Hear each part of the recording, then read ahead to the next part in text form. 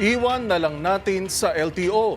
Yan ang pagdidistansyang sinabi ni Senator Sherwin Gatchalian sa pagkakadawit ng kanilang pamilya sa kontrobersyal na SUV na may plakang number 7 na illegal na pumasok sa EDSA busway. Tumangging kumpirmahin ng senador na pagmamayari ng kanilang pamilya ang Orient Pacific Corporation na siyang nakarehistro sa naturang sasakyang Cadillac Escalade. Nakiusap si Gatchalian na ipaubaya na lamang sa LTO ang usapin dahil nagpalabas na rin ng pahayag ang opisyal ng korporasyon at pinagmulta na rin ng LTO ang driver nito.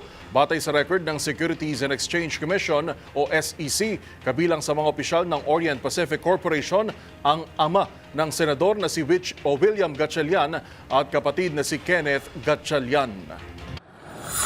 Andun na sa LTO yung mga documents, no? So, iwan na lang natin sa LTO. I think that's, and meron na rin, sa pagkaalam ko hapon sa news, nag-i-investigate na rin sila. So, I think iwan.